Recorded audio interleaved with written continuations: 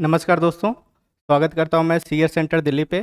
दोस्तों, जो इस समय हम लोग क्या करेंगे कि आगामी जो एग्ज़ाम आने वाले आपके आरओ हो या यूपी पीसीएस प्री है, जैसे आपको पता है कि आरओ का एग्ज़ाम फैब में प्रस्तावित है और उसी प्रकार मार्च में आपका पीसीएस प्री का एग्ज़ाम प्रस्तावित है।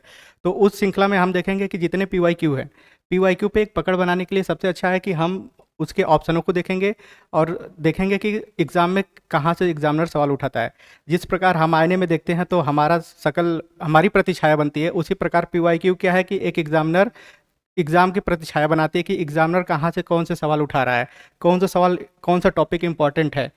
तो इसको देखेंगे और इसके साथ शुरू करने से पहले मैं सबसे पहले आप लोग को राष्ट्रीय एकता दिवस के अवसर पे हार्दिक शुभकामनाएं।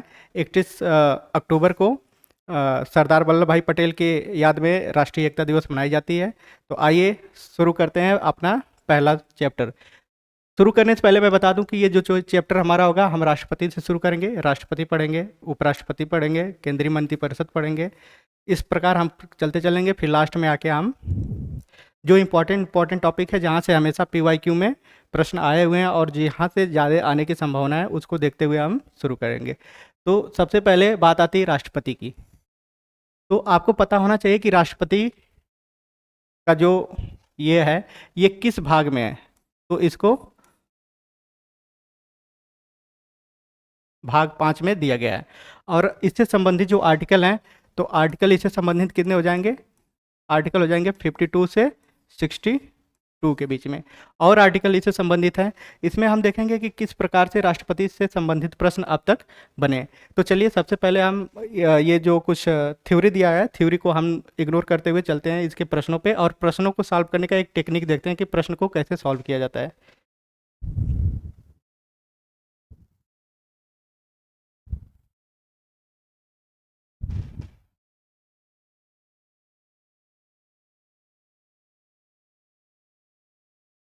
चलिए, पहला सवाल है, निम्नलिखित में से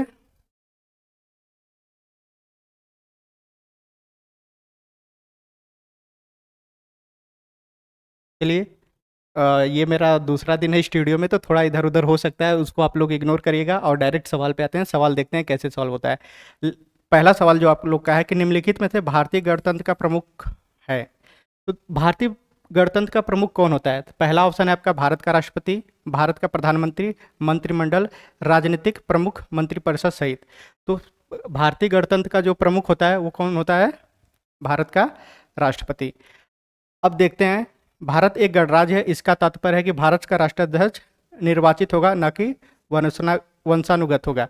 भारतीय गणतंत्र का प्रमुख राष्ट्राध्यक्ष राष्ट्रपति होता है, जिसका चुनाव अप्रत्यक्ष निर्वाचन प्रणाली द्वारा किया जाता है। दोस्तों, अगर बात किया जाए कि आप पूछ देता है कभी कभी सवाल कि भारत का जो राष्ट्रपति है ब्रिटेन के राष्ट्रपति से किस प्रकार भिन्न है, तो जो भारत का राष्ट्रपति है उसका क्या होता है? अप्रत्यक्ष रूप से चुनाव होता है, लेकिन जो ब्रिटेन का है वह वंशानुगत होता है। चलिए अगले सवाल पे चलते हैं। अगला सवाल हमारा कुछ इस प्रकार है कि भारत का राष्ट्रपति ब्रिटिश राजा से भिन्न है। तो अभी हमने पढ़ा कि भारत का राष्ट्रपति ब्रिटिश राजा से कैसे भिन्न है, क्योंकि यहाँ पर अप्रत्यक्ष रूप से निर्वाचित होता है और वहाँ पर वंशानुगत होता है, तो भिन्न हो गया। तो पहला स्टेटमेंट आपका क्या हो जाएगा? सही हो जाएगा। अगला स्टेटमेंट देखते हैं कि भारत के राष्ट्रपति का पद अमेरिका के राष्ट्रपति से मिलता है। नहीं, तो भारत के राष्ट्रपति का पद अमेरिका के राष्ट्रपति से नहीं मिलता है, क्योंकि भारत का जो राष्ट्रपति है वो नाम मात्र का प्रमुख होता है, जबकि अमेरिका का राष्ट्रपति वास्तविक प्रमुख होता है। तो इसमें क्या हो जाएगा? पहला ऑप्शन आपका सही हो जाएगा, लेकिन दूसरा ऑप्शन क्या हो जाएगा? गलत हो जाएगा। तो देखते हैं इसका सही उत्तर क्या है। ए सही है किंतु आर गलत है। अब देखते हैं कि अनुच्छेद 53 में संघ की कार्यपालिका की शक्ति राष्ट्रपति में निहित है। तो ए ऑप्शन आपका सही होगा और संघ की कार्यपालिका का मुखिया भारत का राष्ट्रपति होता है। आर्टिकल 53 में यही बताया गया है कि संघ की कार्यपालिका का प्रमुख राष्ट्रपति होता है। और अगला देखते हैं, आर्टिकल 74(1) में क्या कहा गया? राष्ट्रपति अपने कृत्यों का प्रयोग मंत्रिपरिषद की सलाह पर करता है। यानी राष्ट्रपति को जो कार्य करना है वो राष्ट्रपति जो कार्य करेगा वो मंत्रिपरिषद की सलाह पे कार्य करेगा। अगला सवाल देखते हैं कि भारत के राष्ट्रपति अपनी शक्तियों का प्रयोग करते हैं। जो भारत के राष्ट्रपति हैं वो अपनी शक्तियों का प्रयोग कैसे करते हैं? तो पहला ऑप्शन है सीधे अथवा अपने अधीनस्थ अधिकारियों द्वारा, मंत्रियों के द्वारा, प्रधानमंत्री के द्वारा, मंत्रिमंडल के द्वारा, उपरोक्त में से कोई नहीं।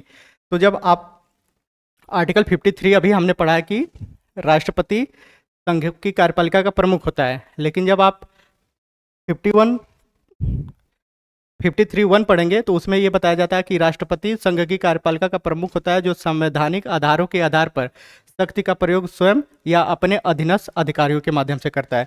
दोस्तों, यहाँ पर अधीनस्थ अधिकारी आया है, तो इसका ऑप्शन तो यही हो गया कि सीधे या तो स्वयं करेगा या तो अधीनस्थ अधिकारियों के द्वारा करेगा। तो अधीनस्थ अधिकारियों में आता कौन है? तो अधीनस्थ अधिकारी में कौन आ जाएगा? एक तो पीएम आ जाएगा, या आपका मंत्री परिषद आ जाएगा। तो आपका सही उत्तर क्या हो जाएगा? ए हो जाएगा। चलते हैं अगले सवाल पे।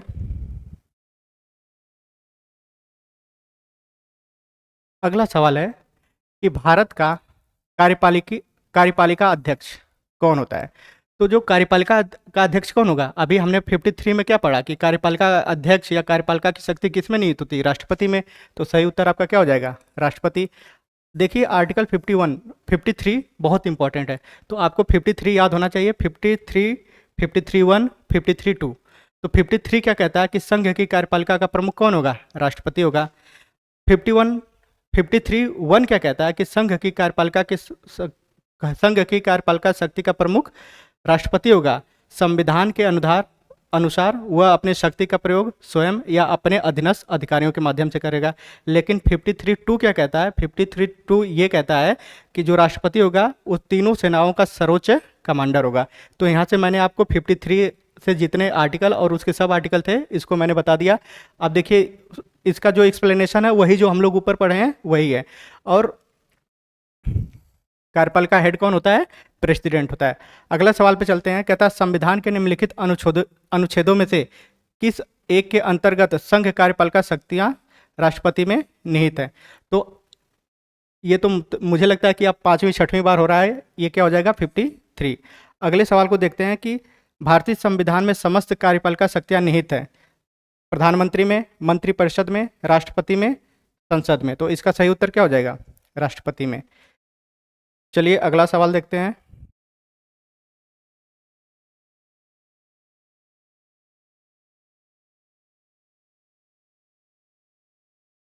हो नहीं रहा है।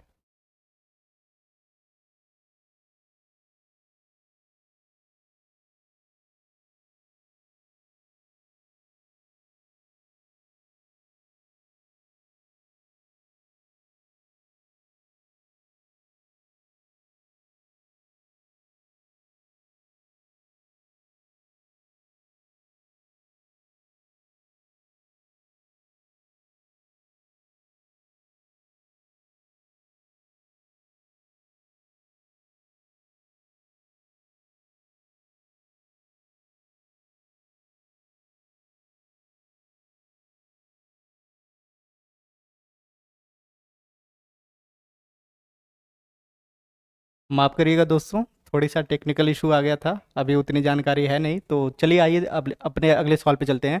अगला सवाल हमारा क्या कह रहा है कि भारतीय संविधान में केंद्रीय सरकार का अधिशासी शक्तियों किस में निहित होती हैं?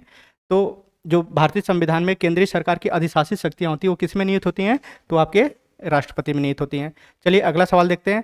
अगला सवाल स्टेटमेंट बेस्ड है, कारण है और उसका एक कथन है। देखते हैं कि कारण कथन सही है या नहीं। कहता है संघ की कार्यपालिका शक्ति भारत के राष्ट्रपति में निहित है। आर्टिकल 53।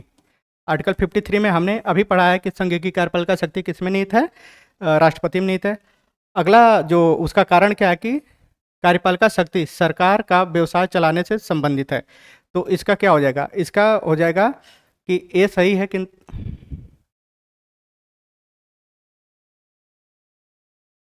तो इसका जो सही उत्तर हो जाएगा ये 8वां।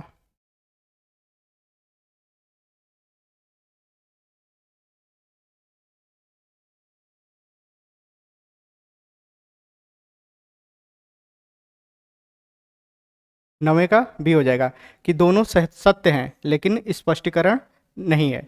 मतलब क्या है कि उसमें तो बता रहा है कि संघ की कार्यपालिका शक्ति राष्ट्रपति में निहित होगी, और अगला उससे डिफरेंट स्टेटमेंट दे रहा है। तो इसमें क्या हो जाएगा कि ए और आर दोनों सत्य हैं किंतु आर क्या है? स्पष्टीकरण नहीं है। चलिए अगले सवाल पे चलते हैं। अगला सवाल हमारा कुछ इस प्रकार है कि रक्षा बलों का सर्वोच्च कमांडर राष्ट्रपति में निहित है। अभी मैंने बताया क्या? Article article 53(2). आर्टिकल 53(2) यही कहता है कि जो रक्षा बलों का सर्वोच्च कमांडर होता है वो आपका राष्ट्रपति होता है। प्रधान सेनापति की हैसियत से राष्ट्रपति की शक्तियां विधायी नियंत्रण से स्वतंत्र हैं। तो इसका क्या है, ए सही है और आर गलत है। ये वाला स्टेटमेंट आपका सही है और उसका जो कारण है ये गलत है। अगले सवाल पे चलते हैं। अगला सवाल हमारा ये है कि वह राष्ट्र का प्रतिनिधित्व करता है परंतु राष्ट्र का नेतृत्व नहीं करता, निम्नलिखित में से किससे संबंधित है। तो आपको पता है कि जो आपका राष्ट्रपति वो देश का प्रतिनिधित्व तो करता है लेकिन नेतृत्व नहीं करता, तो ये आपका सही उत्तर हो जाएगा राष्ट्रपति। अगला सवाल है कि भारत में राष्ट्रपति का निर्वाचन किस प्रकार से होता है। पहला है प्रत्यक्ष रूप से होता है, दूसरा है राज्यसभा के सदस्यों द्वारा होता है, तीसरा है लोकसभा के सदस्यों द्वारा है, अप्रत्यक्ष मतदान द्वारा। तो इसका जो निर्वाचन होता है अप्रत्यक्ष मतदान के द्वारा होता है। आइए इसका एक्सप्लेनेशन देखते हैं। जो आपका ये सवाल था, हाँ देखिए, आपको सबसे पहले क्या होता है कि यहाँ हम अब निर्वाचन से संबंधित जितने भी कॉन्सेप्ट हैं उसको हम समझ लेंगे कि जो राष्ट्रपति का निर्वाचन अप्रत्यक्ष होता है। प्रत्यक्ष कैसे नहीं होता कि प्रत्यक्ष चुनाव उसे कहते हैं जो जनता द्वारा प्रत्यक्ष रूप से चुना जाता है, उसे प्रत्यक्ष कहते हैं, और जो जनता द्वारा सीधे या प्रत्यक्ष रूप से नहीं चुना जाता है उसे अप्रत्यक्ष चुनाव कहते हैं। तो जो राष्ट्रपति का निर्वाचन है यानी राष्ट्रपति के निर्वाचन की पद्धति जो है वो आर्टिकल 53 में दिया गया है और आर्टिकल 53 में बताया गया है कि किस प्रकार राष्ट्रपति का निर्वाचन होता है। तो किस प्रकार होता है, अप्रत्यक्ष मतदान के द्वारा होता है। चलिए अगले सवाल पे चलते हैं। अगला सवाल हमारा कुछ इस प्रकार से है, ये भी कारण और कथन वाला सवाल है। आइए देखते हैं। कह रहा है कि भारत का राष्ट्रपति अप्रत्यक्ष निर्वाचन से चुना जाता है। अभी हमने पढ़ा कि आर्टिकल 55 आपका जो यही बताता है कि राष्ट्रपति के निर्वाचन की नीति कैसी है। तो राष्ट्रपति के निर्वाचन की नीति जो होती है वो अप्रत्यक्ष प्रणाली है, मतलब अप्रत्यक्ष रूप से निर्वाचित होता है। तो पहला कथन क्या है आपका, सही हो जाएगा। अब कारण पे चलते हैं। कारण क्या कहता है कि निर्वाचन मंडल की व्यवस्था है जो संसद के दोनों सदनों और राज्यों की विधानसभाओं के निर्वाचित सदस्यों से मिलकर बनता है। तो इसका क्या हो जाएगा, दोनों सही हो जाएगा और एक दूसरे का स्पष्टीकरण है। आपको अब एक यहाँ आता है निर्वाचन मंडल। अगर बात की जाए कि राष्ट्रपति के निर्वाचन मंडल क्या है, कि राष्ट्रपति के निर्वाचन मंडल में कौन कौन से शामिल होते हैं, तो यहाँ पर हम निर्वाचन मंडल से जितने संबंधित कॉन्सेप्ट हैं इसकी बात अगर किया जाए तो इसका उल्लेख आर्टिकल 54 में किया गया है। तो निर्वाचन मंडल में शामिल कौन कौन से हैं, तो निर्वाचन मंडल में अगर बात की जाए तो सबसे पहले कि लोकसभा के सभी निर्वाचित सदस्य, पहला सुनिएगा, इस सवाल को ध्यान से सुनिएगा, इससे संबंधित अभी बहुत सारे सवाल आने वाले हैं क्योंकि हमेशा पूछता है कि राष्ट्रपति के निर्वाचन मंडल में कौन शामिल है कौन नहीं शामिल है। तो आपको पता होना चाहिए कि राष्ट्रपति के निर्वाचन मंडल में कौन शामिल है। सबसे पहले तो आर्टिकल पता होना चाहिए कि आर्टिकल 54 राष्ट्रपति के निर्वाचन मंडल से संबंधित है। उसमें पहला सवाल आता है कि कौन कौन शामिल है, तो लोकसभा के सभी निर्वाचित सदस्य, राज्यसभा के सभी निर्वाचित सदस्य, राज्य की विधानसभाओं के निर्वाचित सदस्य तथा 70वें संविधान संशोधन 1992 के माध्यम से दिल्ली और पुदुचेरी को भी इसमें शामिल करेगा कि वहाँ के विधानसभाओं के निर्वाचित सदस्य भाग लेंगे। इसमें कहीं मनोनीत सदस्य का जिक्र नहीं है। तो कभी कभी सवाल में आपके आ जाएगा कि विधानसभा के निर्वाचित सदस्य उसमें भाग लेते हैं कि नहीं, तो बिल्कुल नहीं लेते हैं। राज्यसभा के मनोनीत सदस्य भाग लेते हैं कि नहीं, नहीं लेते हैं। लोकसभा के मनोनीत सदस्य भाग लेते हैं कि नहीं लेते हैं। तो ये है हमारा निर्वाचन मंडल। तो इसका जो सही उत्तर हो जाए कि ए और आर दोनों सही हैं और ए सही स्पष्टीकरण है आर का। अगला सवाल देखते हैं। अगला कुछ इस प्रकार से कि भारत में राष्ट्रपति का चुनाव किया जाता है।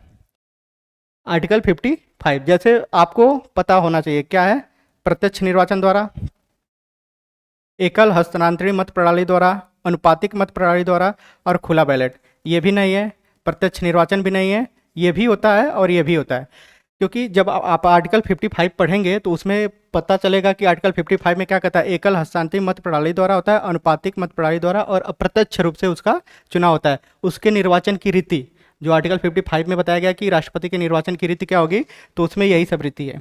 चलिए अगले सवाल पे चलते हैं। अगला सवाल हमारा कुछ इस प्रकार से है कि राष्ट्रपति के निर्वाचन मंडल के सदस्य होते हैं। अभी मैंने आपको राष्ट्रपति का निर्वाचन मंडल बताया, किस आर्टिकल में दिया गया है, तो आर्टिकल 54 में दिया गया है। तो कौन कौन होते हैं, तो कह रहा है कि संसद के दोनों सदनों के निर्वाचित सदस्य, बिल्कुल सही है कि लोकसभा और राज्यसभा के जो निर्वाचित सदस्य हैं वो तो होते ही हैं।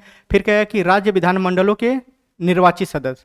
देखिए यहाँ विधानमंडल नहीं आएगा, आपको हर एक शब्द पे गौर करना पड़ेगा, कौन सा शब्द है। मैंने क्या बोला था कि राज्य की विधानसभाओं के निर्वाचित सदस्य, यहाँ क्या क्या है, विधानमंडल। विधानमंडल में क्या आ जाएगा, विधानसभा भी आ जाएगी और विधान परिषद भी आ जाएगा।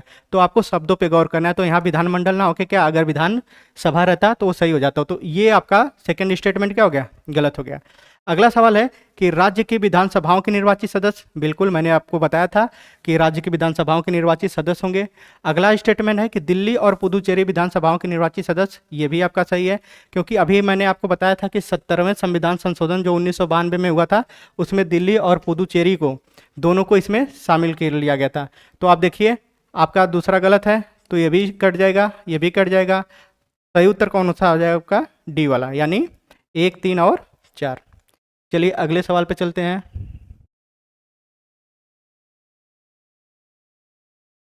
अगला सवाल हमारा इस प्रकार है कि भारतीय संविधान में 70वें संविधान संशोधन द्वारा भारत के राष्ट्रपति चुनाव में जिन 2 केंद्र शासित प्रदेशों को भाग लेने का अधिकार दिया गया था।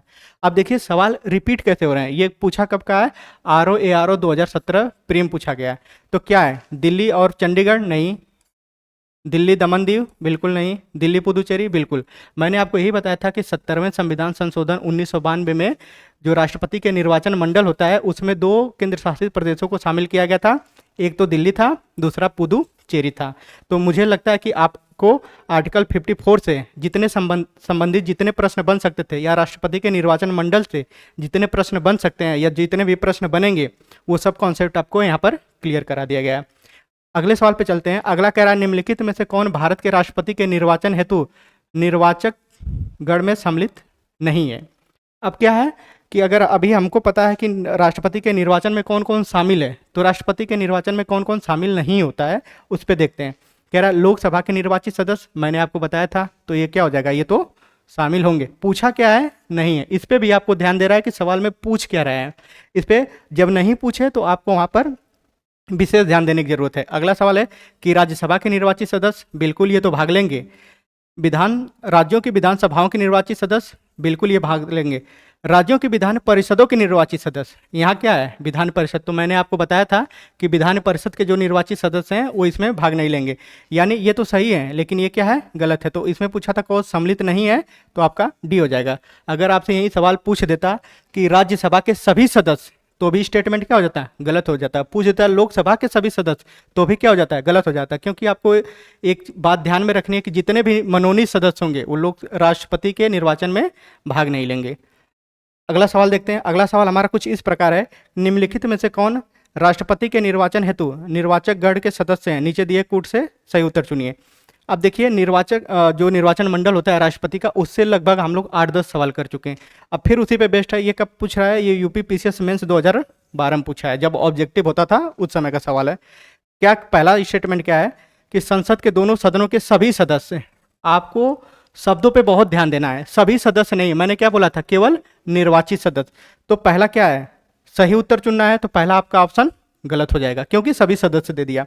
अगला सवाल है राज्य विधानसभाओं के सभी निर्वाचित सदस्य, ये भी क्या हो जाएगा, आपका गलत हो जाएगा, क्योंकि राज्य की विधानसभाओं के सभी निर्वाचित सदस्य, ये आपका ऑप्शन सही हो जाएगा, ये ऑप्शन आपका सही हो जाएगा। कह रहा है कि संघ राज्य क्षेत्रों की विधानसभाओं के सभी निर्वाचित सदस्य, ये भी आपका क्या हो जाएगा, ये भी स्टेटमेंट आपका सही हो जाएगा। लेकिन संघ राज्य क्षेत्रों में केवल 2 ही यूटी आते हैं, दिल्ली और पुदुचेरी। कौन से, 70वें संविधान संशोधन 1992 के द्वारा। क्या कि सभी राज्यपाल तथा उपराज्यपाल, ये तो होते ही नहीं है। तो इसका जो सही उत्तर होना चाहिए, सही उत्तर इसका होना चाहिए 2 और 3 के सभी सदस्य। इसमें जो उत्तर दिया नहीं, लेकिन एक बार फिर हम सवाल को देखते हैं कि इसमें पूछा है, सही उत्तर चुनिए। कि कह रहा है कि संसद के दोनों सदनों के सभी सदस्य, तो स्टेटमेंट आपका एकदम गलत हो जाएगा, यानी एक गलत हो जाएगा। तो जिसमें जिसमें एक है, ये भी गलत हो जाएगा, ये भी गलत हो जाएगा और ये भी गलत हो जाएगा। आपका बी ऑप्शन सही होना चाहिए। अगले सवाल पे चलते हैं। अगला सवाल भी कुछ इस प्रकार है कि राष्ट्रपति के चुनाव मंडल में, चाहे निर्वाचित मंडल पूछे, चाहे चुनाव मंडल पूछे, तो सबसे पहले आपको आर्टिकल तुरंत याद आना चाहिए कि ये आर्टिकल 54 की बात कर रहा है। कौन सम्मिलित होते हैं, यहाँ पर पूछ रहा है कौन सम्मिलित होते हैं। तो आइए देखते हैं कि राज्यसभा के सभी निर्वाचित सदस्य, लोकसभा के सभी निर्वाचित सदस्य, राज्य विधानसभाओं के सभी सदस्य, संसद के दोनों सदनों के सभी निर्वाचित सदस्य तथा राज्य की विधानसभाओं के सभी निर्वाचित सदस्य। उपयुक्त में से या उपयुक्त से एक से अधिक, उपयुक्त में से कोई नहीं या उपयुक्त में से एक से अधिक। तो देखिए राष्ट्रपति के निर्वाचन मंडल में क्या होता है, मैंने बताया कि राज्यसभा के जितने निर्वाचित सदस्य होंगे वो होंगे, तो स्टेटमेंट क्या है, सही है। अगला सवाल पूछ रहा है कि लोकसभा के सभी निर्वाचित सदस्य, ये भी स्टेटमेंट आपका सही है। कह रहा है कि विधानसभाओं के सभी सदस्य, देखिए विधानसभाओं के सभी सदस्य नहीं होंगे, क्योंकि आपको पता है आर्टिकल 333, इसमें ये भी 3 ही है। आपको पता होना चाहिए कि जो राज्यपाल होते हैं उनको एक सदस्य मनोनीत करने का अधिकार होता है। खैर अभी इसको हटा दिया गया है, लेकिन तो ये सवाल क्या होता है, ये स्टेटमेंट आपको वहाँ गलत हो जाए कि सभी सदस्य नहीं होंगे, केवल निर्वाचित सदस्य होंगे। अगला क्या क्या, संसद के दोनों सदनों के सभी निर्वाचित सदस्य एवं राज्य विधानसभाओं के सभी निर्वाचित सदस्य, ये भी स्टेटमेंट सही हो जाएगा। तो इसमें क्या हो जाएगा, 3 स्टेटमेंट सही है, तो उपयुक्त में से एक से अधिक, ये वाला आपका, सॉरी तो आपका ये वाला, अच्छा निर्वाचन मंडल, सॉरी इस सवाल में थोड़ा सा मिस्टेक हो गया कि निर्वाचन मंडल में पूछ गया, तो सबसे जो अप्रूव ऑप्शन है आपका डी वाला ऑप्शन हो जाएगा कि संसद के दोनों सदनों के निर्वाचित सदस्य तथा राज्य की विधानसभाओं के सभी निर्वाचित सदस्य हो जाएंगे। चलिए अगले सवाल पे आते हैं। अगला सवाल है कि भारत में राष्ट्रपति के चुनाव के लिए चुनाव मंडल के सदस्य होते हैं। फिर वही सवाल है, यहाँ भी पीएससी 2020 में पूछ लिया, ये अपना यूपी पीसीएस 1993 में पूछ लिया था कि लोकसभा के चुने हुए सदस्य, ये तो आपका सही हो जाएगा। कह रहा है कि राज्यसभा के चुने हुए सदस्य, ये भी सही हो जाएगा। कि अगला सवाल कह रहा है, अगला स्टेटमेंट है राज्य विधानसभाओं के चुने हुए सदस्य, ये भी सही हो जाएगा कि राज्य विधान परिषद के चुने हुए सदस्य। तो जहां भी विधान परिषद आएगा आपको तुरंत इसको कट कर देना है, तो आपका सही उत्तर क्या हो जाएगा, सी। अगले सवाल पे चलते हैं। अगला सवाल हमारा कुछ इस प्रकार है कि भारत के राष्ट्रपति चुने जाते हैं, वही फिर है निर्वाचन मंडल से सवाल फिर बन रहा है, क्या है, केवल राज्यसभा के सदस्य द्वारा, केवल लोकसभा के सदस्य द्वारा, केवल राज्य की विधानसभा और लोकसभा के सदस्य द्वारा। अगला जो स्टेटमेंट कह रहा है, राज्यसभा, लोकसभा और राज्यों की विधानसभाओं के निर्वाचित सदस्यों द्वारा। तो आपको मैंने बताया था कि जो राष्ट्रपति का निर्वाचन मंडल होता है उसमें राज्यसभा के निर्वाचित सदस्य, लोकसभा के निर्वाचित सदस्य, सभी राज्यों की विधानसभाओं के निर्वाचित सदस्य, इसके साथ साथ 70वें संविधान संशोधन 1992 के माध्यम से दिल्ली और पुदुचेरी को भी इसमें जोड़ा गया था। तो इसका सही ऑप्शन आपका हो जाएगा डी। अगला सवाल है, भारत का राष्ट्रपति चुना जाता है लोकसभा द्वारा, राज्यसभा द्वारा, संसद सदस्यों द्वारा, संसद और राज्य की विधानसभाओं के सदस्यों द्वारा। देखिए स्टेटमेंट कोई अपने में पूर्णतः सत्य नहीं है, लेकिन अगर इसमें बोल लेता है कि संसद तथा राज्य विधानसभाओं के निर्वाचित सदस्यों द्वारा, तो आपका स्टेटमेंट डी सही होता है। अब मुझे लगता है ये सवाल तो आप लोग कर ही लेंगे कि निर्वाचन मंडल पर कम से कम 10 से 12 सवाल हम लोग कर चुके हैं। चलिए अगले सवाल पर चलते हैं। अगला सवाल हमारा कुछ इस प्रकार से है, निम्नलिखित में से कौन राष्ट्रपति के चुनाव प्रकरण के लिए सही नहीं है। तो आपको सबसे पहले क्या देखना है कि कौन सा सही नहीं है। अगला क्या कहता है, पदस्थ राष्ट्रपति की पदावधि पूर्व उत्तराधिकारी का चुनाव आवश्यक हो जाना चाहिए। कि सबसे पहले क्या है कि जब राष्ट्रपति के कार्यकाल से संबंधित हम बात करेंगे तो उसमें हम पढ़ेंगे कि राष्ट्रपति अपने पद ग्रहण करने के तारीख से 5 वर्ष तक होता है। अगर मान लीजिए कभी कभी क्या होता है कि 5 वर्ष पूर्व हो गए हैं और राष्ट्रपति का चुनाव नहीं हुआ है, तो राष्ट्रपति अपने पद पे तब तक बने रहेंगे जब तक कि उनका उत्तराधिकारी चुन नहीं लिया जाता। तो पहला ये आपका क्या है, सही है। कह रहा कि राष्ट्रपति अपना पदभार ग्रहण करने की तिथि से 5 वर्ष तक रहेगा। आपको शब्दों पे ध्यान देना, कब से, पद ग्रहण करने की तिथि से। तो राष्ट्रपति अपना कार्यकाल ये नहीं कि चुन गया तो वो 5 साल गिन लिया जाएगा, नहीं, जब तक वो अपना पद नहीं ग्रहण करेगा तब तक वो तब से 5 साल के लिए वो निर्वाचित होगा। तो आपका बी ऑप्शन क्या है, ये भी सही है। सी ऑप्शन देखते हैं कि राष्ट्रपति का उत्तराधिकारी आने तक कार्यकाल की समाप्ति पर वह भी पद पर बना रहेगा। अभी मैंने जस्ट यही बताया कि राष्ट्रपति अपने पद पर तब तक बना रहेगा जब तक उत्तराधिकारी नियुक्त नहीं हो जाता, तो ये भी आपका सही है। निर्वाचक मंडल अपूर्ण होने के आधार पर राष्ट्रपति का चुनाव स्थगित किया जाता है, ये स्टेटमेंट आपका गलत है। तो यहाँ पर हम एक कॉन्सेप्ट और समझ लेते हैं कि कभी कभी क्या होता है कि राष्ट्रपति का चुनाव होने वाला होता है और किसी राज्य की विधानसभा स्थगित है, तो क्या उस समय राष्ट्रपति के चुनाव को टाल दिया जाता है? तो इसका उत्तर हो जाएगा नहीं, क्योंकि किसी भी राज्य की विधानसभा अगर स्थगित है तो उससे राष्ट्रपति के चुनाव पर कोई प्रभाव नहीं पड़ता। तो ये स्टेटमेंट आपका यहाँ है, हो सकता है अगली बार इसको किसी और सवाल में यूज कर ले। तो आपको क्या है कि चारों ऑप्शन पे पकड़ होनी चाहिए कि चारों ऑप्शन क्या क्या कह रहा है। चलिए अगले सवाल पे आते हैं। अगला सवाल है कि भारत के राष्ट्रपति के उम्मीदवार के प्रस्तावक का अनुसमर्थन किया जाना चाहिए। देखिए, ये सवाल 10 निर्वाचकों द्वारा, 20, 5, 15। तो जो राष्ट्रपति के अनुसमर्थन के लिए प्रस्तावक और अनुसमर्थन के लिए कितने सदस्य होने चाहिए, तो उसका सही उत्तर है 50। 50 उसके प्रस्तावक होने चाहिए और प्रस्ताव अनुसमर्थक होने चाहिए, तो इसका सही उत्तर हो जाएगा। इसमें कुछ दिया नहीं है, तो यहाँ दिया है कि 50 होने चाहिए। चलिए अगले सवाल पे आते हैं। अगला सवाल आपका पूछा है आईएएस प्री 2003 में। देखिए सवाल क्या पूछा है कि निम्नलिखित कथनों पर विचार कीजिए कि भारत में राष्ट्रपति का निर्वाचक मंडल में निर्वाचक मंडल में निर्वाचक मंडल में पहला जो आपका कह रहा है कि विधानसभा के निर्वाचित सदस्यों का मतमूल्य क्या होता है। अब यहाँ क्या है कि जो आपको पता है कि भारत में जो अलग अलग स्टेट हैं, तो वहाँ पर अलग अलग वहाँ की जनसंख्या, वहाँ के अलग अलग राज्यों की अलग अलग विधानसभा की सीटें, अलग अलग लोकसभा की सीटें हैं। तो सबका क्या होता है, एक मत मूल्य निकाला जाता है।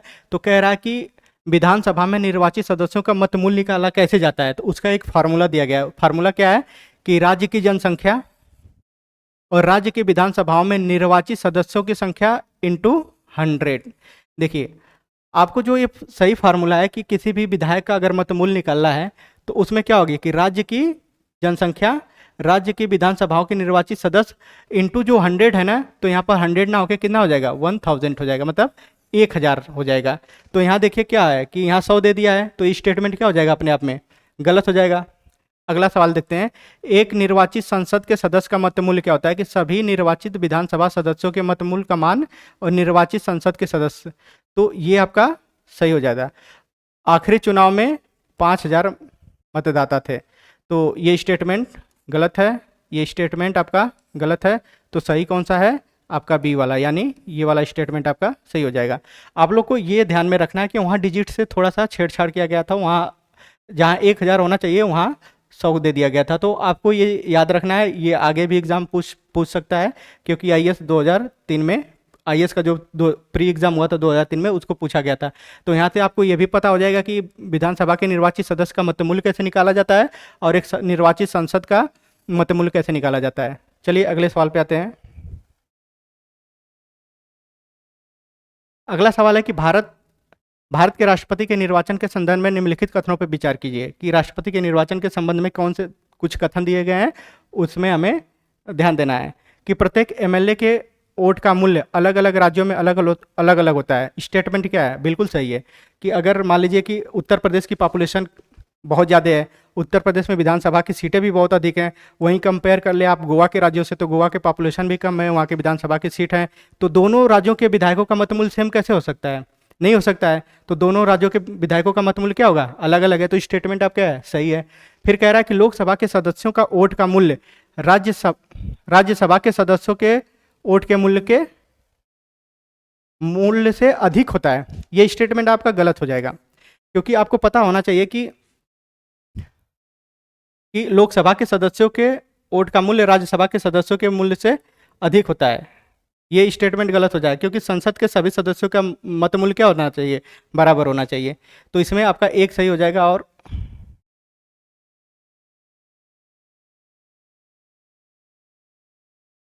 ये तो आपका इसमें देखिए, पहला हमारा कौन सा सही है, तो सही पूछा था तो केवल एक सही हो जाएगा, दूसरा आपका गलत हो जाएगा।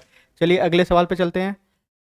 अगला सवाल हमारा कुछ इस प्रकार है कि राष्ट्रपति के निर्वाचन में राज्य के मुख्यमंत्री का मतदान करने के लिए पात्र नहीं होता यदि, कह रहा है कि अगर राज्य का मुख्यमंत्री है तो मतलब मतदान करने के पात्र नहीं होगा यदि वह स्वयं प्रत्याशी होता है, वह राज्य विधानमंडल के निचले सदन में अपना बहुमत सिद्ध करना शेष हो, वह राज्य विधानमंडल में उच्च सदन का सदस्य हो, वह राज्य विधानमंडल में निम्न सदन का सदस्य हो। देखिए, उच्च सदन का मतलब यहाँ हो गया आपका विधान परिषद से।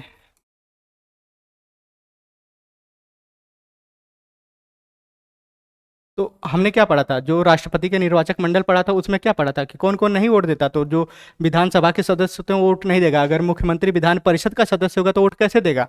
तो इसमें आपका सही उत्तर क्या हो जाएगा, ये सी वाला आपका सही उत्तर हो जाएगा। चलिए अगले सवाल पे चलते हैं। अगला सवाल क्या है कि भारत के राष्ट्रपति के चुनाव में राज्य की विधानसभाओं के प्रत्येक निर्वाचित सदस्यों के वोटों की संख्या उस राज्य की जनसंख्या को विधानसभा के कुल निर्वाचित संख्या द्वारा विभाजित कर प्राप्त भागफल की 1000 के गुणांक के बराबर होती है। वर्तमान स्थिति 1997 में जनसंख्या से तात्पर्य किस वर्ष की जनगणना से है। तो इसका जो सही उत्तर होता है वो हो जाएगा 1971 की जनगणना से। तो इसका जो एक्सप्लेनेशन है उसको देख लेते हैं कि जो 42वां संविधान संशोधन 1976 राष्ट्रपति के निर्वाचक जनसंख्या से आशा 1971 की जनगणना से है, और 84वें संविधान संशोधन 2001 के द्वारा इसे 2026 तक बता दिया गया कि जो अभी तक चला रहा है 1971 से की जनगणना के आधार पर चला जा रहा है, और जो आगे तक मतलब 2026 तक उसको यथास्थिति बना के रखने की बात कही गई है। अगले सवाल पे आते हैं कि राष्ट्रपति के उम्मीदवार के लिए क्या आवश्यक नहीं है। आपको ये बताना चाहिए कि एक राष्ट्रपति के उम्मीदवार बनने के लिए क्या क्या योग्यताएं होनी चाहिए। तो यहाँ पर अब हम योग्यताएं से संबंधित जितने क्या क्या योग्यताएं होनी चाहिए उसे संबंधित सभी आयाम को देख लेते हैं। पहला क्या है कि राष्ट्रपति के उम्मीदवार के लिए पहली योग्यता होनी चाहिए कि वो भारत का नागरिक हो। देखिए भारत का नागरिक हो, शब्दों पे ध्यान दीजिएगा, भारत का नागरिक हो। अगर स्टेटमेंट में कहीं आएगा, आगे सवालों में आएगा कि क्या जो भारत के राष्ट्रपति के लिए जो उम्मीदवार है वो जन्मजात भारतीय होना चाहिए, तो ये स्टेटमेंट पूर्णतः गलत हो जाएगा, क्योंकि हम क्या पढ़ेंगे, केवल वो भारत का नागरिक होना चाहिए। अगला सवाल है कि 35 वर्ष की आयु हो, मतलब वो अपनी 35 वर्ष की आयु पूरी कर चुका हो। अगला क्या हो, पढ़ा लिखा हो, सांसद चुने जाने की योग्यता रखता हो, देश का नागरिक हो। ये भी सही हो जाए, पढ़ा लिखा। ये कहीं भी योग्यता में नहीं लिखा गया कि राष्ट्रपति को पढ़ा लिखा ही होना चाहिए। राष्ट्रपति कोई भी हो सकता है, कोई भी बन सकता है, आप भी बन सकते हैं, कल को मैं भी बन सकता हूँ, कोई भी बन सकता है। पढ़ा लिखा होना उसके लिए कोई क्राइटेरिया नहीं है। तो पहली क्या है कि देश का नागरिक हो, 35 वर्ष की आयु पूरा कर चुका हो, और जो तीसरा स्टेटमेंट सबसे इंपॉर्टेंट है कि लोकसभा का सदस्य निर्वाचित होने की योग्यता रखता हो। यहाँ पर सांसद चुने जाने की योग्यता रखता है, तो चलिए ये भी सही हो जाता है। लेकिन अगर स्टेटमेंट में स्पेसिफिक पूछेगा कि राज्यसभा का सदस्य निर्वाचित होने की योग्यता रखता हो, तो जो आपका गलत हो जाएगा। तो स्टेटमेंट सही क्या होगा कि वो लोकसभा के सदस्य के रूप में निर्वाचित होने की योग्यता रखता हो। देखिए जो 58(1) है उसमें कहा कि राष्ट्रपति निर्वाचित होने के लिए उम्मीदवार पढ़ा लिखा होना जरूरी नहीं है। ठीक है, चलिए अगले सवाल पे आते हैं। अगला सवाल कुछ हमारा इस प्रकार है कि भारतीय राष्ट्रपति के विषय में निम्नलिखित कथनों पर विचार कीजिए। पहला क्या है कि उसका जन्म नागरिक होना चाहिए, भारत का जन्मा नागरिक होना चाहिए। तो मैंने अभी बताया कि उसे केवल भारत का नागरिक होना चाहिए। तो ये स्टेटमेंट क्या हो जाएगा आपका, ये गलत हो जाना चाहिए। शब्दों पे ध्यान दीजिएगा। उस समय जब हम लोग एग्जाम हमले बैठते हैं तो लगता है कि हाँ यार सही तो कह रहा है कि भारत का मतलब जन्मजात भारत का नागरिक होना चाहिए। ऐसा कुछ नहीं है, केवल भारत का नागरिक होना चाहिए। तो स्टेटमेंट को आप लोग ध्यान से देखते जाइए। कह रहा है उसे 35 वर्ष की आयु पूरी कर लेनी चाहिए, बिल्कुल। उसे संसद का सदस्य निर्वाचित होने की योग्यता रखनी चाहिए, संसद का सदस्य होने की योग्यता होनी चाहिए। तो देखिए संसद का सदस्य में तो संसद में क्या हो जाएंगे, लोकसभा भी आ जाएगा, राज्यसभा भी आ जाएगा। लेकिन मैंने क्या किया कि लोकसभा का निर्वाचित सदस्य होने की योग्यता रखनी चाहिए। तो इसका जो सही उत्तर हो जाएगा, सही उत्तर आपका क्या हो जाएगा, बी ऑप्शन सही उत्तर हो जाएगा। आइए अगले सवाल पे आते हैं। यहाँ एक बार देख लीजिए कि जो आर्टिकल 58(1) में क्या क्या है कि भारत का नागरिक हो, जन्मजात नागरिक होना जरूरी नहीं है, 35 वर्ष की आयु पूरा कर चुका हो, लोकसभा का सदस्य निर्वाचित होने की योग्यता रखता हो। ये तीनों स्टेटमेंट आप ध्यान में रखिएगा। एक चौथा स्टेटमेंट कि वो लाभ के पद पर ना हो। 4 स्टेटमेंट है, भारत का नागरिक हो, 35 वर्ष की आयु पूरी कर चुका हो, और लोकसभा का सदस्य निर्वाचित होने की योग्यता रखता हो, और लाभ के पद पर ना हो। चलिए अगला सवाल देखते हैं। अगला सवाल हमारा कुछ इस प्रकार है कि एक सांसद विधानसभा का सदस्य राष्ट्रपति निर्वाचित हो सकता है, परंतु चुनाव लड़ने से पूर्व अपनी सदस्यता का त्यागपत्र देना चाहिए, अपने निर्वाचन से 6 माह के अंदर अपनी सदस्यता छोड़नी चाहिए, निर्वाचित होने के तुरंत उपरांत अपनी सदस्यता छोड़नी होगी। एक सांसद चुनाव लड़ सकता है परंतु विधानसभा का सदस्य नहीं। ऐसा कहीं भी नहीं लिखा गया कि एक सांसद चुनाव लड़ सकता है और विधानसभा का सदस्य नहीं। चुनाव लड़ने से पूर्व अपनी सदस्यता का त्यागपत्र देना होगा, ये भी गलत है। निर्वाचन से 6 माह के अंदर अपनी सदस्यता छोड़नी पड़ेगी। किसी को पता ही नहीं होता है कौन चुनाव लड़ेगा कौन नहीं, तो इसका सही उत्तर क्या होता है कि निर्वाचित होने के तुरंत उपरांत अपनी सदस्यता छोड़ दीजिए। मतलब अगर आप राष्ट्रपति निर्वाचित हो गए तो आपकी सदस्यता स्वतः समाप्त हो जाती है। चलिए अगले सवाल पे चलते हैं कि भारतीय संविधान का कौन सा अनुच्छेद राष्ट्रपति के पद के लिए पुनः निर्वाचित होने की योग्यता का निर्धारित करता है। देखिए जो आर्टिकल 57 है, आर्टिकल 57 क्या कहता है। देखिए अब इसमें हम चारों आर्टिकल को देख लेते हैं कि चारों आर्टिकल बहुत इंपॉर्टेंट है और चारों आर्टिकल क्या क्या कहते हैं। देखिए जो आर्टिकल 52 है, आर्टिकल 52 ये कहता है कि भारत का एक राष्ट्रपति होगा। कितना होगा? एक। शब्दों पे ध्यान दीजिएगा, भारत का एक राष्ट्रपति होगा। आर्टिकल 54 क्या होता है कि राष्ट्रपति का निर्वाचक मंडल होगा। तो निर्वाचक मंडल में कौन कौन से होगा? लोकसभा के सभी निर्वाचित सदस्य, राज्यसभा के सभी निर्वाचित सदस्य, राज्यों के विधानसभाओं के निर्वाचित सदस्य, दिल्ली और पुदुचेरी के विधानसभाओं के निर्वाचित सदस्य, जिसको 17वें संविधान संशोधन 1992 के द्वारा जोड़ा गया था। जो आर्टिकल 55 है, आर्टिकल 55 क्या होगी कि जो राष्ट्रपति के निर्वाचन की नीति है या जो राष्ट्रपति के निर्वाचन की रीति है कि जिसमें क्या होना चाहिए कि अप्रत्यक्ष रूप से चुनाव होता है, तो आर्टिकल 55 में बताया गया है। और आर्टिकल 57 है जो ये बताता है कि राष्ट्रपति का पुनः निर्वाचन हो सकता है। अगर देखा जाए तो राष्ट्रपति का निर्वाचन के संबंधित में ये नहीं बताया गया कि एक राष्ट्रपति कितनी बार निर्वाचित हो सकता है, लेकिन अगर परंपराओं को देखें तो अब तक की जो परंपराएं चली आ रही हैं तो एक राष्ट्रपति 2 बार निर्वाचित हो सकता है। ये परंपराएं हैं, कहीं संविधान में इसका उल्लेख नहीं है। चलिए अगले सवाल पे आते हैं। अगला सवाल है कि अगर भारत के राष्ट्रपति के चुनाव में कोई विवाद है तो उस विवाद को सौंपा जाता है भारत के महाधिवक्ता को, गलत है, संसद को, भारत के सर्वोच्च न्यायालय को, इनमें से कोई नहीं। तो इसका सही उत्तर होता है भारत के सर्वोच्च न्यायालय को। आपको पता होना चाहिए कि जो राष्ट्रपति या उपराष्ट्रपति के चुनाव से संबंधित अगर कोई भी विवाद होता है तो उसको सर्वोच्च न्यायालय के समक्ष रखा जाता है। अगले सवाल पे चलते हैं। अगला सवाल हमारा इस प्रकार है कि राष्ट्रपति 5 वर्ष तक अपने पद पर रहता है। पहला, निर्वाचन की तारीख से। अभी पिछले वाले सवाल में ये जब सवाल आया था तो मैंने कहा था कि आपको शब्दों पे बहुत ध्यान देना है। अगर आप शब्दों पे ध्यान नहीं देंगे तो सवाल को सॉल्व नहीं कर पाएंगे। कह रहा है कि निर्वाचन की तारीख से, मैंने क्या कहा था कि पद ग्रहण की तारीख से। तो आपको क्या ढूंढना है? ऑप्शन में केवल एक चीज़ ढूंढना है कि जब पद ग्रहण की तारीख से 5 वर्ष तक वो अपने कार्यकाल पर बना रह सकता है। अगला है संसद द्वारा निर्धारित तिथि से, ये भी आपका गलत हो जाएगा। अपने पद ग्रहण के दिन से, देखिए शब्दों का बस खेल है, निर्वाचित होने की तारीख से या अपने पद ग्रहण के दिन से।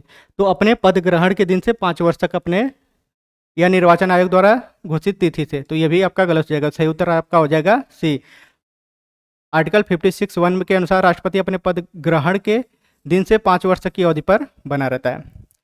अगला सवाल पे चलते हैं। अगला सवाल कुछ हमारा इस प्रकार है कि भारत के राष्ट्रपति अपना त्यागपत्र किसको संबोधित करके देते हैं। देखिए जो भारत का राष्ट्रपति है अपना त्यागपत्र किसको देता है? भारत का राष्ट्रपति अपना त्यागपत्र उपराष्ट्रपति को देता है। तो इसका सही उत्तर क्या हो जाएगा? लोकसभा स्पीकर, बिल्कुल नहीं। उपराष्ट्रपति सही हो जाएगा। प्रधानमंत्री, सर्वोच्च न्यायालय के मुख्य न्यायाधीश। तो इसका सही उत्तर हो जाएगा उपराष्ट्रपति। अगले सवाल पे चलते हैं। अगला सवाल हमारा कुछ इस प्रकार है, भारत का राष्ट्रपति अपना त्यागपत्र किसको सौंपता है? तो आपको पता होना चाहिए किसको? भारत के उपराष्ट्रपति। भारत के उपराष्ट्रपति को उसके पद से हटाया जा सकता है भारत के प्रधानमंत्री द्वारा, लोकसभा के द्वारा, भारत के मुख्य न्यायाधीश द्वारा, संसद के द्वारा। तो इसका सही उत्तर हो जाएगा संसद के द्वारा। देखिए अब हटाने की बात आ गई तो यहाँ पर हम आएंगे, आर्टिकल 61 है जिसमें महाभियोग शब्द का आएगा कि राष्ट्रपति का, अगर बात की जाए कि राष्ट्रपति के कार्यकाल की, तो देखिए राष्ट्रपति के कार्यकाल से संबंधित 4-5 चीज़ें हैं, उनको हम देख लेते हैं। पहला होता है कि राष्ट्रपति का जो कार्यकाल होता है अपने पद ग्रहण की तारीख से 5 वर्ष के लिए होता है। सेकेंड चीज़ है कि राष्ट्रपति अपना त्यागपत्र उपराष्ट्रपति को दे सकता है। तीसरा क्या है कि राष्ट्रपति के साथ कोई आकस्मिक घटना घट जाए तब राष्ट्रपति का पद रिक्त हो सकता है। एक होता है कि महाभियोग के माध्यम से राष्ट्रपति को हटाया जा सकता है, जिसका उल्लेख आर्टिकल 61 में दिया गया है। कभी कभी छोटे एग्जामों में पूछ दिया जाता है कि महाभियोग की प्रक्रिया, जो महाभियोग लिया गया है वो कहाँ के संविधान से लिया गया है? तो ये अमेरिका के संविधान से लिया गया है। सबसे इंपॉर्टेंट इसका आर्टिकल है कि जो महाभियोग किस आर्टिकल में दिया गया है, तो आप यहाँ देखेंगे आर्टिकल 61। आर्टिकल 61 में महाभियोग दिया गया है, जिसमें बताया जाता है कि संसद राष्ट्रपति को महाभियोग के द्वारा हटा सकता है। आगे जो महाभियोग पे सवाल आएंगे उसको भी हम देखेंगे। चलिए अगले सवाल को देखते हैं। अगला सवाल हमारा कुछ इस प्रकार है कि भारतीय संविधान के किस अनुच्छेद के तहत राष्ट्रपति पर महाभियोग चलाया जाता है। देखिए, आर्टिकल 356 आपातकाल से संबंधित है, आर्टिकल 75 नहीं, आर्टिकल 76 नहीं, मैंने अभी क्या बताया था, आर्टिकल 61। अगर कभी कभी सवालों में पूछ दिया गया कहाँ के संविधान से लिया गया है, तो ये अमेरिका के संविधान से लिया गया है, ये आपको पता होना चाहिए। अगले सवाल पे चलते हैं कि भारत के राष्ट्रपति को महाभियोग द्वारा हटाने की प्रक्रिया निम्नलिखित में से किस अनुच्छेद में वर्णित है। तो आपको अभी मैंने बताया किसमें, आर्टिकल 61 में। अगले सवाल पे चलते हैं। अगला सवाल हमारा कुछ इस प्रकार है कि भारत के राष्ट्रपति का कार्य अवधि की समाप्ति से पूर्व भी पद से हटाया जा सकता है। कैसे हटाया जा सकता है, तो महाभियोग द्वारा। महाभियोग कौन लाएगा, संसद द्वारा लाया जा सकता है। तो उस पर अभी हम आएंगे तो महाभियोग पे पूरा चर्चा करेंगे कि महाभियोग किस सदन से लाया जाता है, क्या दोनों सदनों से लाया जाता है कि केवल लोकसभा से लाया जाता है, कैसे लाया जा सकता है, उसकी प्रक्रिया क्या है। कि एक महाभियोग की एक प्रक्रिया होती है कि राष्ट्रपति को ऐसे थोड़ी कि आप महाभियोग लगा के हटा देंगे, उसकी एक प्रक्रिया होती है। तो उस प्रक्रिया को भी पूरा समझेंगे कि महाभियोग की प्रक्रिया क्या है। तो सबसे पहले आपको ये समझना है कि महाभियोग आर्टिकल 61 में दिया गया और अमेरिका के संविधान से लिया गया है, और इस महाभियोग के द्वारा राष्ट्रपति को पद से हटाया जा सकता है। अगले सवाल पे आते हैं। अगला सवाल हमारा कुछ इस प्रकार है कि राष्ट्रपति पर महाभियोग का आरोप संसद के किस सदन द्वारा लगाया जाता है। देखिए, कह रहा है लोकसभा के द्वारा, राज्यसभा के द्वारा, संसद के किसी भी सदन द्वारा, उपयुक्त में से किसी के द्वारा नहीं। तो जो महाभियोग है वो संसद के दोनों सदनों में से किसी भी सदन द्वारा लगाया जा सकता है। तो इसका सही उत्तर हो जाएगा आपका सी।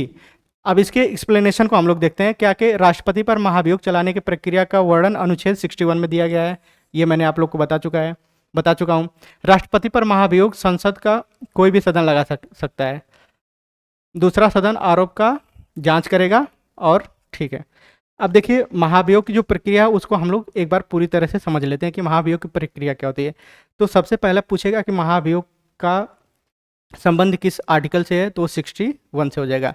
सेकंड पूछेगा कि महाभियोग किस संविधान से ग्रहण किया गया है या किस संविधान से लिया गया है, तो अमेरिकी संविधान से लिया है। इसकी प्रक्रिया की बात करते हैं तो महाभियोग लगाने के लिए या तो लोकसभा या राज्यसभा किसी से ये प्रक्रिया शुरू हो सकती है। तो सबसे पहले अगर मान लीजिए लोकसभा के द्वारा आ रहा है, अगर मान लीजिए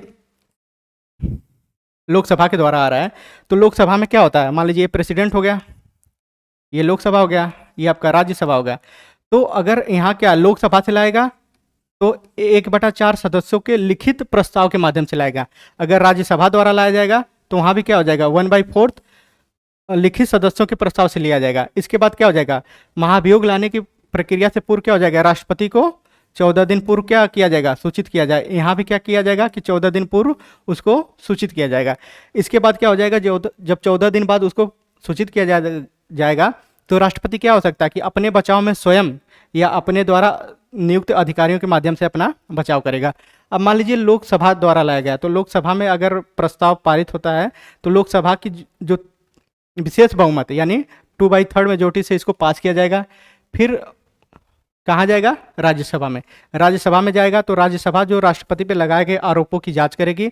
जांच के बाद अगर वो दोषी सिद्ध पाती है तो उसे क्या करेगा कि राज्यसभा प्रस्ताव पारित कर देगा। जब जैसे ही राज्यसभा प्रस्ताव को पारित करता है वैसे ही राष्ट्रपति को अपने पद से इस्तीफा देना पड़ता है। ये प्रक्रिया उल्टा राज्यसभा भी शुरू हो सकता है कि राज्यसभा प्रस्ताव लाए, राज्यसभा प्रस्ताव को पारित करके लोकसभा में भेजे, लोकसभा आरोपों की जांच करेगी, लोकसभा आरोपों की जांच करने के बाद अगर प्रस्ताव को पारित करती है तो राष्ट्रपति को अपने पद से इस्तीफा देना पड़ेगा।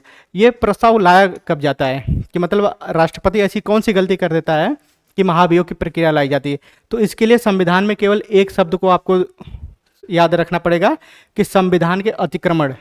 कोई भी पूछेगा कि महाभियोग प्रक्रिया कब लाई जाती है, आपको कुछ याद नहीं रखना है, बस एक शब्द याद रखना है कि संविधान के अतिक्रमण। जब भी स्टेटमेंट संविधान का अतिक्रमण आएगा समझ लीजिए कि राष्ट्रपति पर महाभियोग की प्रक्रिया आ सकती है। इसके बाद स्टेटमेंट में कुछ भी दे रहा है आपको उस पर ध्यान नहीं देना है, बस आप लोग को एक शब्द खोजना है, संविधान का अतिक्रमण। चलिए अगले सवाल पर चलते हैं।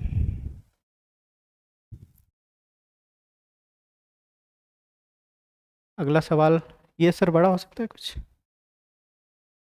बस बस बस थोड़ा सा।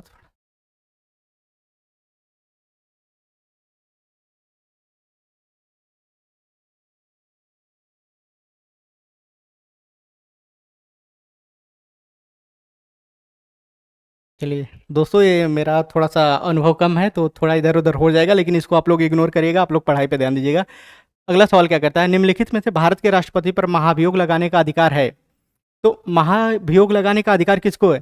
संसद के दोनों सदनों को, लोकसभा को, राज्यसभा को, लोकसभा के स्पीकर को। तो इसका सही उत्तर क्या हो जाएगा? संसद के दोनों सदनों को। अगर महाभियोग आर्टिकल संबंधित पूछ लें तो आर्टिकल कौन सा हो जाएगा?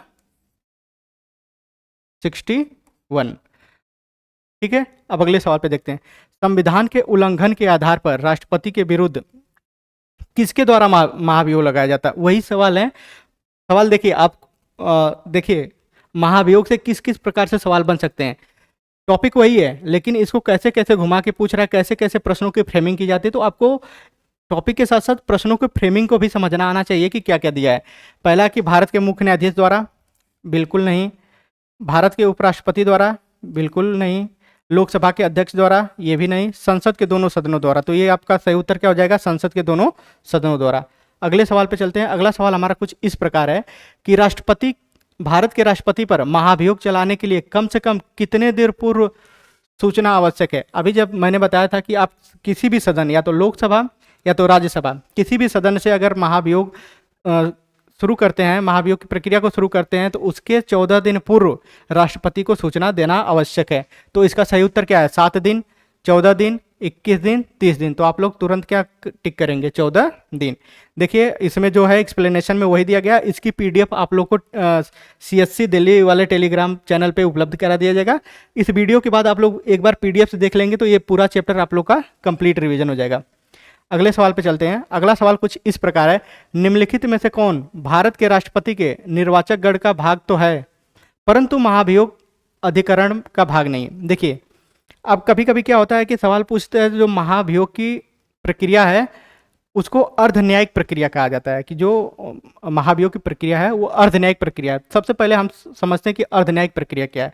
तो अर्ध न्यायिक प्रक्रिया का मतलब ये होता है कि राष्ट्रपति के निर्वाचक मंडल में, जब हम पढ़े थे तो हमने क्या पढ़ा था कि लोकसभा के सदस्य, निर्वाचित सदस्य, राज्यसभा के निर्वाचित सभी राज्यों के विधानसभा के निर्वाचित सदस्य, दिल्ली और पुदुचेरी के केंद्र शासित प्रदेश के विधानसभाओं के निर्वाचित सदस्य होते हैं। लेकिन जब महाभियोग जैसी प्रक्रिया या महाभियोग जब लगाया जाता है राष्ट्रपति पे, तो इसमें कौन होते हैं? या तो लोकसभा होते हैं या राज्यसभा। वहाँ निर्वाचित सदस्य होते थे, यहाँ क्या होते हैं? सभी सदस्य। यानी सभी सदस्य का मतलब क्या है? जो राष्ट्रपति द्वारा नियुक्त किए जाते हैं। लेकिन वहाँ क्या है? निर्वाचक मंडल में राज्य की विधानसभाओं के निर्वाचित सदस्य होते थे, लेकिन महाभियोग जैसी प्रक्रिया में राज्यों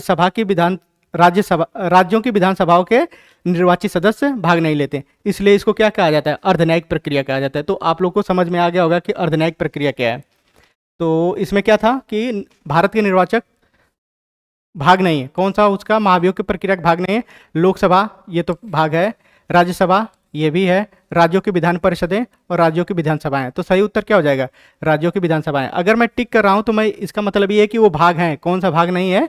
तो ये नहीं है। इसका मतलब नहीं कि मैंने जो राइट टिक कर दिया तो राइट टिक है, बस मैं बता रहा हूँ कि ये उसके भाग हैं और ये उसके भाग नहीं है। ये तो उसके निर्वाचक मंडल में भी नहीं होते। चलिए अगले सवाल पे आते हैं।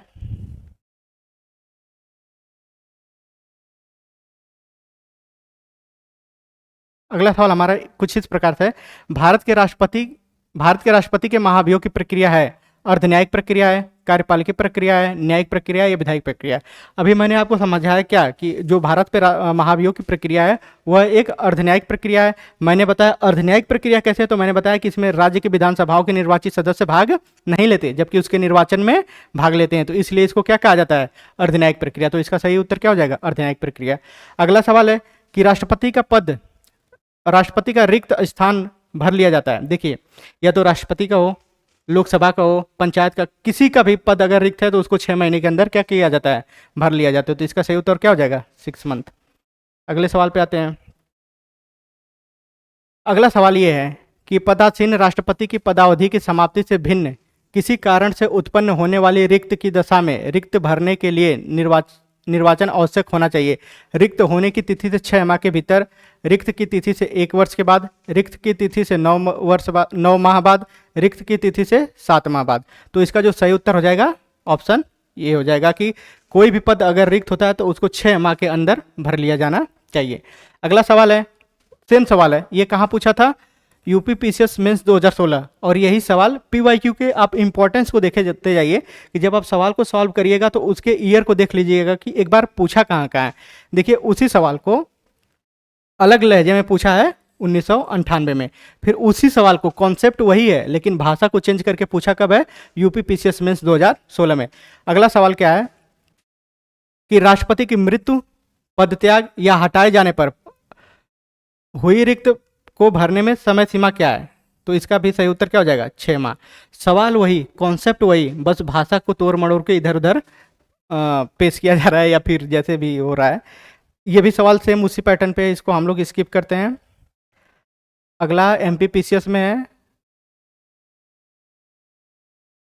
देखिए अगला सवाल क्या है कि यदि मृत्यु, त्यागपत्र या हटाए जाने की स्थिति में भारत के राष्ट्रपति का पद रिक्त हो जाए तो उस पद का कार्यभार कौन संभालेगा। अब यहाँ पर इस कॉन्सेप्ट को ही पूरा समझ लेते हैं कि अगर राष्ट्रपति की मृत्यु हो जाए या पद त्याग दे दे या फिर किसी कारण द्वारा हटा दिया जाए तो राष्ट्रपति के पद पर कार्य कौन करेगा। तो सिंपल चीज़ है कि जब राष्ट्रपति नहीं रहेगा तो कार्य कौन करेगा, उपराष्ट्रपति करेगा। लेकिन कभी कभी सवाल ये आता है कि जब उपराष्ट्रपति भी उपलब्ध ना हो तब राष्ट्रपति कौन बनेगा।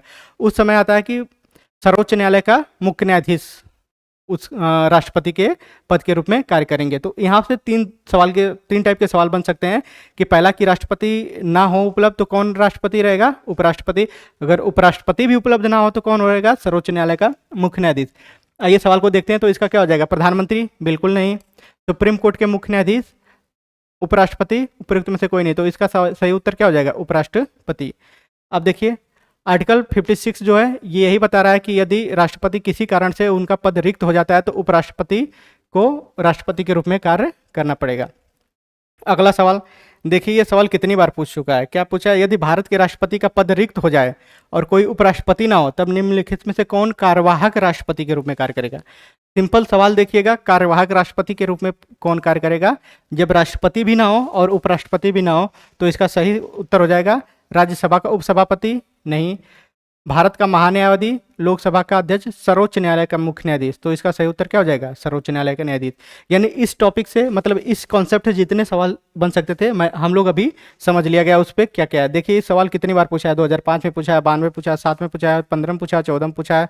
आर की एग्जाम लगा है आपका तो पीवाईक्यू पे एकदम पकड़ होना चाहिए। चलिए अगले सवाल पे आते हैं। अगला सवाल हमारा कुछ इस प्रकार है कि यदि राष्ट्रपति एवं उपराष्ट्रपति का पद खाली हो तो भारत के राष्ट्रपति के पद पर कौन होता है, प्रधानमंत्री नहीं, भारत का मुख्य न्यायाधीश, अगले उस पे चलते हैं, लोकसभा का अध्यक्ष, इनमें से नहीं, इसमें कोई नहीं। कब पूछा है, बीपीएससी प्री 2008 में। तो मैंने क्या बताया था अभी, भारत का मुख्य न्यायाधीश। तो इसका ऑप्शन क्या हो जाएगा, इसका ऑप्शन ये बी वाला सही हो जाएगा, भारत का मुख्य न्यायाधीश। चलिए ये भी सवाल वही, ये कहाँ पूछा है, देखिए यूपीपीसीएस मेंस 2014 में वही सवाल पूछा है कि यदि भारत के राष्ट्रपति एवं उपराष्ट्रपति का पद एक ही बिंदु पर खाली हो जाता है तो राष्ट्रपति का पद अस्थायी तौर पर निम्नलिखित में से अधिकारी धारण करेगा। भारत का प्रधानमंत्री, सर्वोच्च न्यायालय का मुख्य न्यायाधीश, सशस्त्र बलों का सर्वोच्च अधिकारी, उपयुक्त में से कोई नहीं। तो सही उत्तर क्या हो जाएगा, सर्वोच्च न्यायालय का मुख्य न्यायाधीश। अगला सवाल है कि कथन है और उसका कारण है। क्या है कि अपने कार्यकाल के दौरान भारत के राष्ट्रपति के विरुद्ध किसी भी न्यायालय में मुकदमा नहीं चलाया जा सकता, स्टेटमेंट सही है। कारण भारत का पद संविधान के ऊपर है। तो देखिए कारण और कथन दोनों सही हैं। कार्यकाल के दौरान भारत के राष्ट्रपति के विरुद्ध किसी भी न्यायालय में मुकदमा नहीं चलाया जा सकता। देखिए इसमें दो प्रकार के होते हैं, इसके एक्सप्लेनेशन से हम समझते हैं। इसमें स्टेटमेंट जो है, पहला स्टेटमेंट ही आपका पूर्णतः सही नहीं है, स्टेटमेंट ही गलत दिया है, इसलिए वो मतलब सवाल इसका जो आंसर जो 4 ऑप्शन दिए गए उसमें से कोई सही नहीं हो पाएगा क्योंकि पहला स्टेटमेंट ही आपका क्या कह रहा है कि अनुच्छेद 52 के अनुसार भारत का राष्ट्रपति होगा। अनुच्छेद 53 में संघ की कार्यपालिका शक्ति राष्ट्रपति में निहित होगी, परंतु संसदीय शासन व्यवस्था होने के कारण राष्ट्रपति मंत्रिपरिषद की सलाह पर कार्य करता है। अनुच्छेद 361 के तहत राष्ट्रपति राज्यपाल को उनके द्वारा किए गए शासकीय कार्यों के लिए विधिक कार्यवाही से उन्मुक्ति प्राप्त है, मतलब केवल शासकीय कार्य से संबंधित अगर दिया रहता। और यहाँ पर क्या दिया, यहाँ पर सवाल में आपका क्या था स्टेटमेंट में, कि राष्ट्रपति के विरुद्ध न्यायालय में मुकदमा नहीं चलाया जा सकता।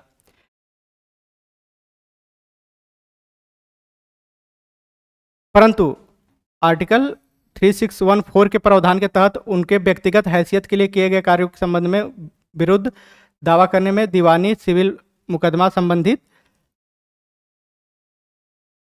उन्हें या उनके कार्यालय में देने के 2 माह पश्चात चलाया जा सकता है। मतलब क्या है कि उनको केवल सिविल मामले में,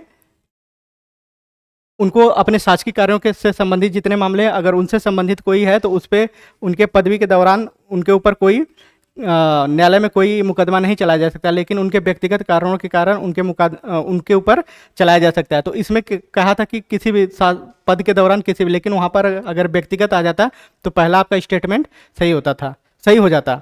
तो इस पार्ट में हम यहीं तक करेंगे, अगले पार्ट में फिर हम करेंगे। इस प्रकार से हम पूरी जो राज्य व्यवस्था है, जो घटना चक्र पूर्वावलोकन है, उसको हम समाप्त करने का प्रयास करेंगे। मिलते हैं अगले वीडियो में। धन्यवाद।